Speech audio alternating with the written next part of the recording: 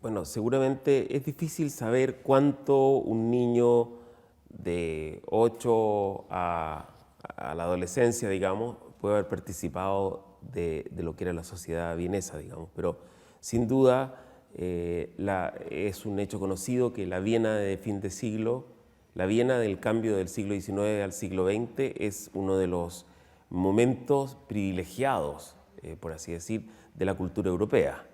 Es un momento que ya anuncia el fin del imperio, por una parte, y por la otra es un momento en que se ha producido toda una serie de desarrollos literarios, pictóricos, psicológicos, en la Viena de Freud, en la Viena...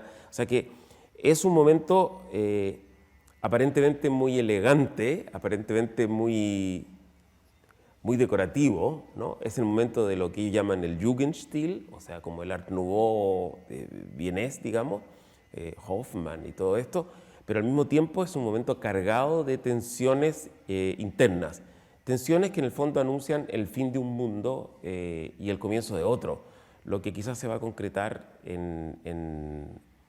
con la Primera Guerra Mundial, y que significa el fin del Imperio Austrohúngaro y el fin de esa Viena. Bueno, ese momento previo a todo eso es lo que a Dávila le toca vivir en Viena. Quizás Dávila justamente tiene el ojo de quien ha vivido fuera. Ese es un tema muy importante. Yo creo que muchos grandes arquitectos latinoamericanos, más o menos de su generación, tienen un perfil parecido. Estoy pensando, por ejemplo, en Lucio Costa de Brasil, o estoy pensando en Carlos Raúl Villanueva de Venezuela. Son personas que tuvieron alguna formación fuera, que hablaban otros idiomas, eso le facilitó mucho a Dávila luego los contactos que más tarde restablecería con Europa. Y yo pienso que esa mirada afuera quizá fue un aliciente para ver lo que Chile tenía de interesante. Y seguramente que en Chile ocurría lo contrario, que las escuelas más o menos nacientes de arquitectura miraban bastante a Europa y querían hacer lo que se estaba haciendo en todos lados y seguían más o menos los modelos académicos. Entonces, evidentemente, en ese sentido Dávila fue un rebelde, Dávila fue alguien que recorrió, alguien que registró justamente la arquitectura propia, porque quizá él tenía una intuición de que eso también se iba a acabar o se estaba acabando. De hecho, muchas de las cosas que Dávila dibujó no existen más. Esos son los testimonios que están ahí, digamos.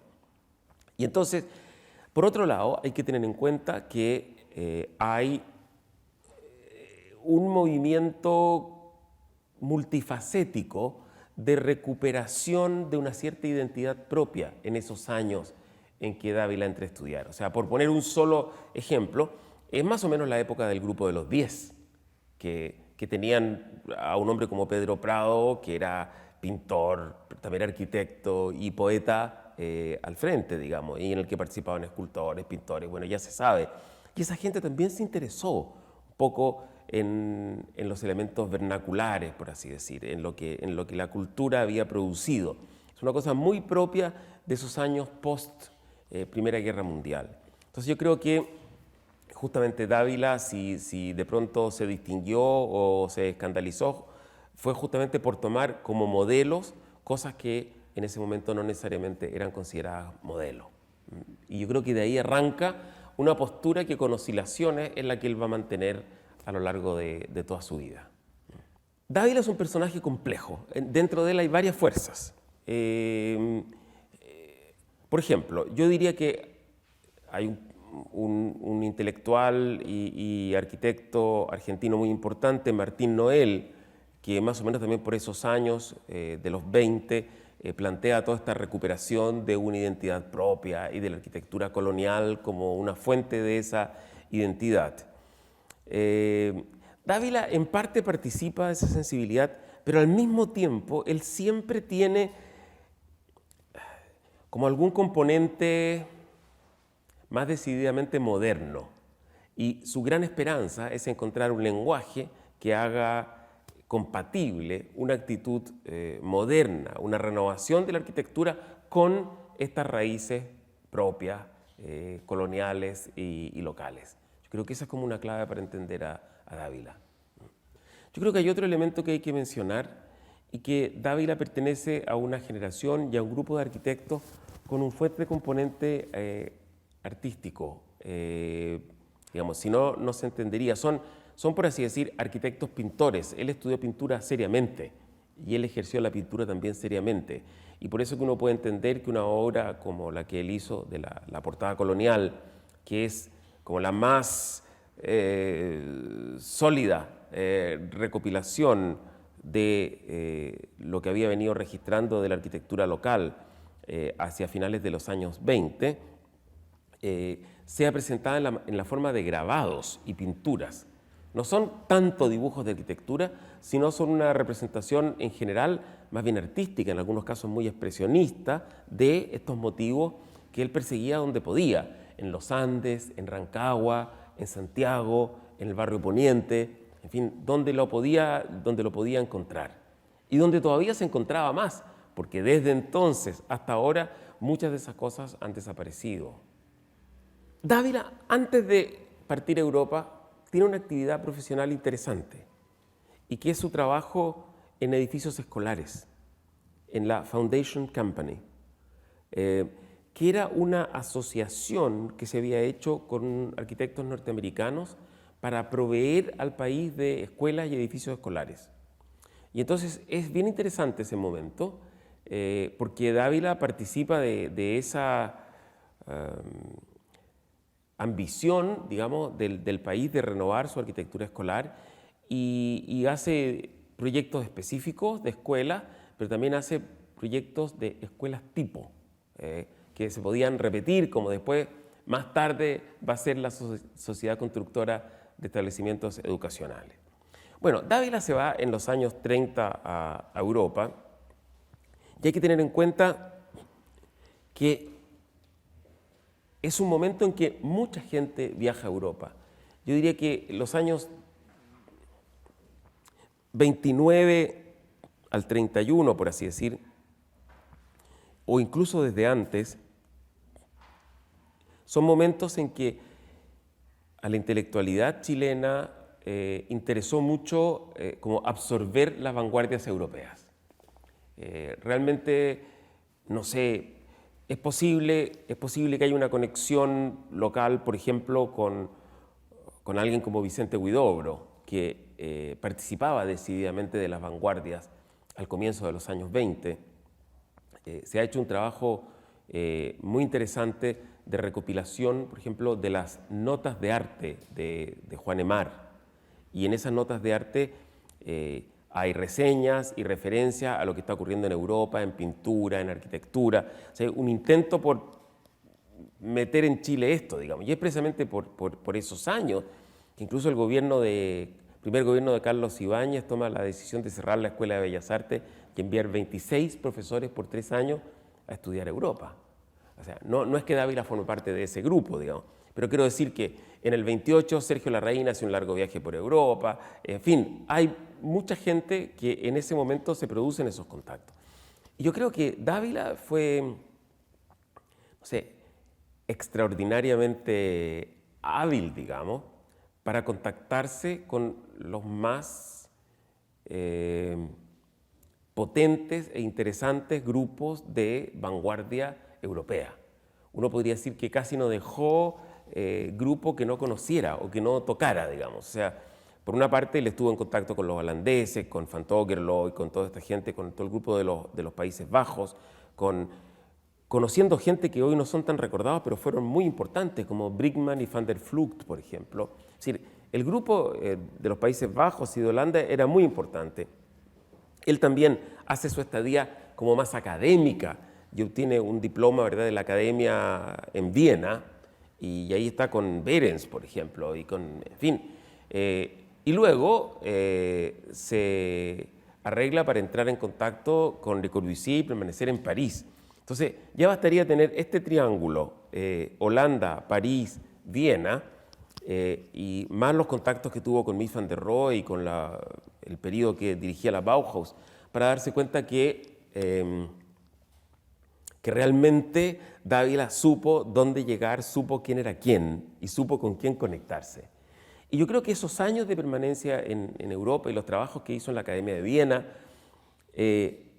justamente demuestran eso. Son casi, yo diría que son casi un paréntesis, porque si uno ve los dibujos de Dávila antes de su viaje a Europa y también después, se encuentra con que es este el momento en que realmente hace proyectos vanguardistas, en el sentido de usar realmente este lenguaje muy decidido de la arquitectura de vidrio, de la arquitectura escalonada, de los volúmenes puros, como que él dice, esto es lo que vine a conocer y esto es lo que yo puedo manejar. Y lo que Dávila tenía era ese talento impresionante para absorber y responder. Entonces yo creo que él podría alegar, y de hecho lo alegaría después, que tenía un conocimiento profundo de las vanguardias europeas, un conocimiento directo, no de segunda mano, no a través de revistas. Había conversado con la gente, había trabajado en el taller de Le Corbusier. Tiene que haber tenido un aprecio de Le Corbusier, luego tienen algún contacto epistolar, porque de no haber sido por ese aprecio no se entiende que Corbusier, que no lo hacía con mucha gente, le diseñara ese pequeño taller para su casa de la calle Catedral, digamos, ¿no? Entonces, esos años de los primeros años 30 en que él permanece en Europa, yo creo que son precisamente los años de absorción de las ideas y de las formas de vanguardia, a las cuales él posteriormente de alguna manera criticará y de las cuales de alguna manera él también se va a apartar, tomando una posición, yo diría, más ecléctica, más de otro tipo. No sé exactamente, pero en ese momento la comunidad de arquitectos europeos era una especie de red de amigos. Y yo creo que para Le Corbusier no puede haber sido un hecho menor de que a él le hubieran publicado algunas obras en revistas europeas en ese momento y que él hubiera tenido contacto con Peter Behrens. Y el propio Le Corbusier había trabajado con Peter Behrens. Entonces yo creo que eso ya era un contacto como para realmente... Y muy probablemente él se mostró como lo que era, como un hombre talentoso, con capacidad de dibujar, con capacidad de contribuir, y que está trabajando en un periodo interesante, porque es el momento en que Le Corbusier está trabajando en los proyectos para el norte de África. De manera que, concretamente los proyectos para Argelia, que son proyectos donde, de alguna manera, un arquitecto moderno tan potente y tan convencido como Le Corbusier se abre a considerar el contexto y el paisaje como un elemento importante de la arquitectura, incluso las componentes culturales, ¿no? Es en esos proyectos, en ese gran y largo edificio que Le Corbusier dibuja en algún momento como si la gente pudiera hacer sus propias intervenciones y dibuja algunas ventanas como islámicas y no sé qué dentro de su arquitectura, ¿no? Entonces yo creo que es un momento interesante el que le toca a Dávila en la oficina de Le Corbusier. Dávila había tenido actividad docente incluso ya antes de irse, ¿no? De manera que la retoma y a poco andar él es nombrado profesor en propiedad, etcétera, etcétera. Yo creo que Dávila,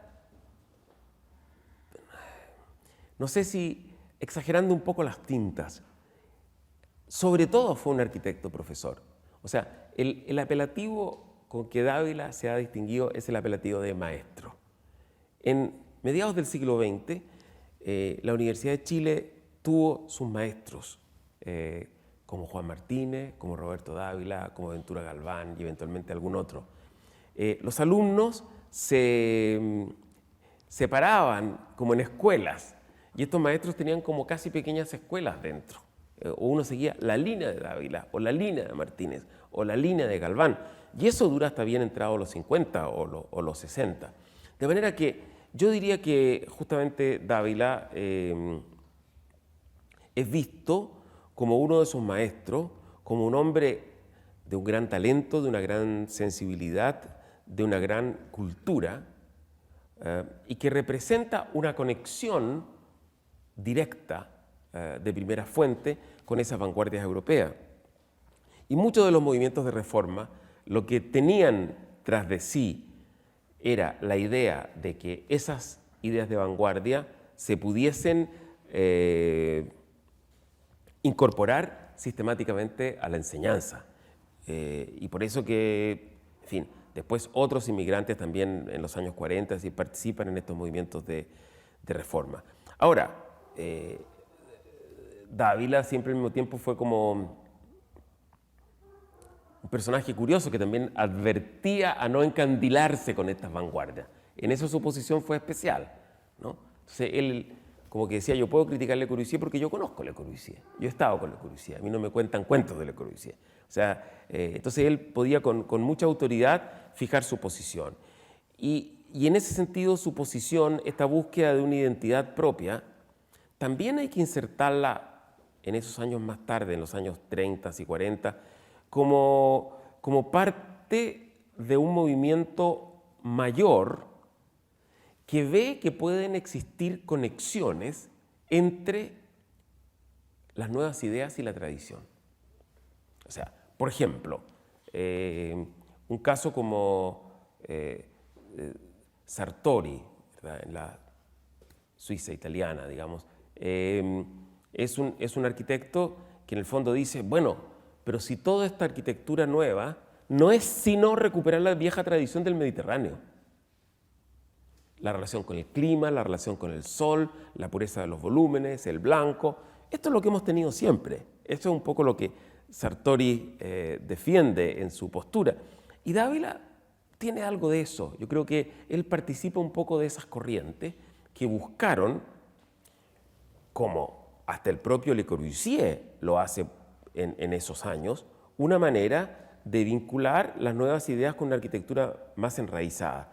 Piénsese que es en 1929, poco antes que Dávila entrase en contacto con él, que Le Corbusier recibe el encargo de la Casa Errázuriz para Zapallar, en Chile, de Matías Errázuriz. Y en la Casa Errázuriz, Le Corbusier utiliza techos inclinados y tejas, porque le parece que para este país exótico y lejano que él no conoce bien, esa quizás sea una arquitectura más propia que la arquitectura de la Ville Savoie o de la Ville Agarge, por ejemplo. Bueno, yo creo que esa es la búsqueda de Dávila. Y en esa búsqueda, como en las búsquedas, él va tanteando y llegando a soluciones más convencionales, más imaginativas, donde hay referencias a una multitud de arquitectura. En ese sentido, Dávila fue como una esponja, que Dávila no se distingue tanto por un sello personal estilístico. O sea, entre la Casa Flores, las casas de Concono, las casas de Reñaca, no hay parecidos formales tan evidentes, o la casa que había aquí en la calle Lyon, que desgraciadamente fue demolida. Lo que las une es el talento, la sensibilidad, la medida, la precisión con que están hechas, ¿no? Y el grado de imaginación que ellas tienen. Entonces, él fue buscando. Yo tengo una impresión de que en una de sus últimas obras, una obra tardía, parcialmente construida y luego con muchas alteraciones, como es la parroquia de Santo Toribio, uno puede ver algo de eso que Dávila estaba buscando. En sus dibujos para Santo Toribio hay algo de una arquitectura que tiene alusiones a la arquitectura colonial, por ejemplo, en los grandes muros blancos con perforaciones pequeñas, en la configuración de patios, etcétera, pero que al mismo tiempo trabaja con curvas, se mueve con imaginación. Yo creo que por ahí hay algo de lo que uno diría, bueno, quizás esto es lo que Dávila andaba buscando, pero él lo buscó muy a tientas a lo largo de su vida. Pero su imaginario es muy amplio, y quizás no se ha visto tanto, pero Dávila, no sé, de repente tiene referencias clásicas, como en la Casa Flores, por ejemplo, con sus grandes arcos, que uno podría decir que son casi de Quirico, o no sé, o en las casas de Reñaca, que en cierto sentido son de alguna manera más austríacas, algunas de ellas incluso, ¿ah? U otras en que realmente trabaja volúmenes más rectos y más... o sea que es muy amplio su repertorio formal, diría yo. Yo diría que en ese sentido, y quiero usar la palabra con mucho con mucho cuidado, porque generalmente tiene un tono peyorativo. Yo creo que en cierto sentido Dávila fue un poco un ecléctico en ese sentido, pero un ecléctico en el sentido de buscar la forma apropiada a cada situación, a cada paisaje, a cada lugar, que eran cosas que a él le importaban mucho. O sea, no obsesionarse con repetir la Casa Flores en un lugar que tenía características demasiado distintas a las del terreno de la Casa Flores. Y que probablemente uno podría decir de Dávila lo que Buñuel decía de García Lorca, que si bien su obra era muy interesante, la persona era todavía mucho más interesante que la obra. Y yo creo que Dávila fue un personaje un poco así, él, cargado de cultura, cargado de conexiones, cargado de ideas, un artista, un maestro, un hombre de una complejidad que ninguna de sus obras es capaz de manifestar por completo, con tanta potencia. La Casa Flores es un ejemplo para lo que yo les digo, porque ustedes me dirán, la Casa Flores, elementos de arquitectura chilena muy lejanos. Uno podría decir que esos grandes pórticos son como una lejana reminiscencia a las arquerías coloniales o a los corredores, pero de pronto tiene ventanas casi góticas, balcones como neomedievales. Es una obra muy compleja, con mucha referencia. En general existe un acuerdo en decir que lo que resuelve la Casa Flores bastante magistralmente son las complejas condiciones del terreno. Es decir, poner una casa en un terreno en pendiente, en una esquina, en la subida de Agua Santa, y hacer como del corazón de la casa como ese gran vacío. En ese sentido, yo remitiría a lo que hablábamos hace un momento, es decir, que de alguna manera el situar como ese gran vacío como corazón de la casa es algo muy vienés de comienzo de siglo, remite a esas como búsquedas, dificultades, sinsentidos y tensiones que tenía la cultura vienesa a comienzos de siglo. Que hay dos maneras de enfrentar las nuevas ideas arquitectónicas que se habían ido plasmando en el siglo XX. Una idea es abrazarlas como un credo del cual yo no me aparto y yo me comprometo con él y solo con él. Y otro es decir, bueno, esta es una de posibilidades entre otras. Entonces, en ese sentido, las formas eran manejadas como idiomas casi. Entonces uno podría decir, esto yo lo puedo decir en inglés, lo puedo decir en italiano, lo puedo decir en francés. ¿En qué le parece a usted que lo diga? Yo todas estas cosas las puedo hacer con esa cosa como de predidigitador que tenía. ¿Ah? Y entonces, lo que plantea es que quizá lo que él trata de decir es que la esencia de la arquitectura no está en eso, en que su propuesta no reside en ese repertorio formal en que él podía usar varios, sino en cómo lo maneja cada uno de ellos, ¿no? Y finalmente, bueno, el que se impuso fue ese modelo naval, por así decir, que a mí siempre me recuerda otro caso que es el del Club Náutico de San Sebastián, que también parece como un barco atracado, ¿verdad?, a un muelle. En este caso casi parece un barco que hubiese encallado en las rocas, digamos, ¿no? Es un hecho muy conocido que la arquitectura naval fue una inspiración muy importante para la arquitectura moderna. Corbusier lo dice explícitamente en su libro Hacia una arquitectura. Pero en general su utilización de la arquitectura naval era muy indirecta. Le parecía que la arquitectura naval era interesante porque era despojada, porque los camarotes tenían las medidas justas, porque era una especie de edificio flotante donde mucha gente podía acomodarse de una manera muy organizada y por muchas otras razones, pero no tanto como una recurrencia directa a la iconografía del barco. Que justamente Dávila haga una especie de interpretación, si ustedes quieren, romántica y literal del barco, encallándose del barco edificio, demuestran ese como fuerte trasfondo poético y evocativo que él le pedía a la arquitectura, por sobre un racionalismo que a él no le gustaba nada y que fue una poética muy potente en muchos arquitectos modernos. Bien, yo creo que, a ver, basta verlo para saber que ganó porque es un gran edificio, porque es muy buena arquitectura. O sea, más allá de si parece barco o no parece barco, de si esto o lo otro, desgraciadamente el edificio hoy día está muy desfigurado respecto de lo que era, pero realmente la posibilidad de generar un lugar, la manera en que él se relaciona con la vereda, cómo pone la entrada, cómo desde el interior muestra el mar y las rocas, etcétera, la justeza con que están resueltas las formas, la precisión, en fin, ahí demuestra Dávila que él es sobre todo un gran arquitecto. El mismo barco hecho por un mal arquitecto no hubiera tenido, quizás no hubiera ganado el concurso y que no hubiera tenido esa condición. Ahora, es interesante porque quizás en ello Dávila da un signo de renovación de la arquitectura de balneario de Viña. Y basta ver sus vecinos, el Castillo Wolf, por ejemplo, ¿no? Y todas las construcciones que originalmente estaban en el Cerro Castillo, que eran más bien alusiones a construcciones medievales. Uno de los lugares donde más floreció el neomedievalismo de la arquitectura chilena de comienzos de siglo, que también es un fenómeno internacional, es Viña del Mar.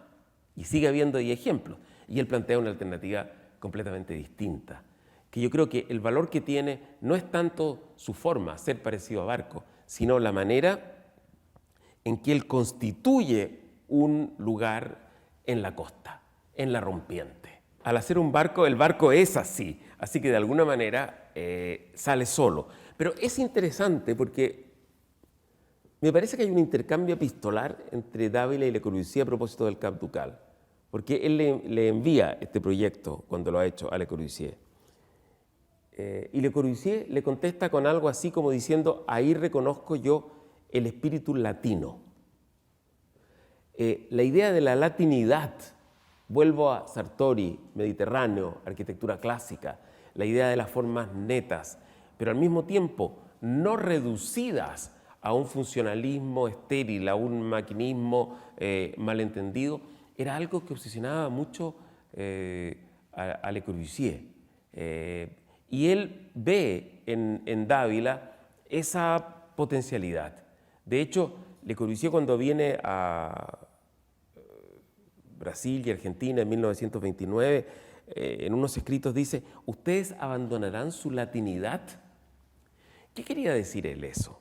Él quería oponerse a otros polos de arquitectura que él veía que en ese momento se estaban imponiendo, como por ejemplo los rascacielos de Nueva York, que a él no le parecían latinos, o por ejemplo los edificios de la Rusia soviética de los 30. Entonces, él coincide, yo diría, con Le Corbusier más en ese espíritu latino, en ese espíritu mediterráneo, que en los postulados precisos de Le Corbusier que Dávila muchas veces también criticó. Yo tengo la impresión de que fue bien recibido, de que fue un edificio que fue, en general, más o menos rápidamente se incorporó a la iconografía de Viña del Mar. Yo diría que hay tempranas postales con el Cap Ducal. No tengo conocimiento, probablemente puede haberlo habido, si hubo algún tipo de oposición, porque evidentemente era un edificio distinto. Pero tengo la impresión de que en general las novedades arquitectónicas son más fácilmente recibidas en ambientes de balneario y frente al relajo de segundas viviendas, de manera que mucha gente incluso aceptó hacerse casas modernas en el balneario, mientras que en Santiago se hacían unas casas muy clásicas, digamos, y muy académicas. Yo creo que Dávila, reitero lo que dije hace un momento, es uno de los maestros de la arquitectura del siglo XX. Yo creo que ese es el lugar que ocupa. Cuando digo es un maestro, significa que él generó el respeto de mucha gente y un discipulaje, por así decir, directo e indirecto. Personajes, por ejemplo, tan complejos y tan brillantes como Juan Borges, por ejemplo, fueron sus estudiantes y Borges los cogió a él frente a lo que podían haber sido otros profesores de la Universidad de Chile. Entonces yo creo que hay una una línea de discípulos de Dávila, educados por él, casi todos ellos formados con esta idea de encontrar una cierta originalidad para la arquitectura, originalidad que arrancara de las condiciones del lugar y de las condiciones de la cultura. Y en eso Dávila, tanto en sus estudiantes, pero cuando digo un maestro sobrepasa a los estudiantes. Un maestro es una figura de la cultura, un maestro es una figura respetada por los demás arquitectos, un maestro es también una voz. Y todas esas cosas fue Dávila, además de un arquitecto practicante dotadísimo.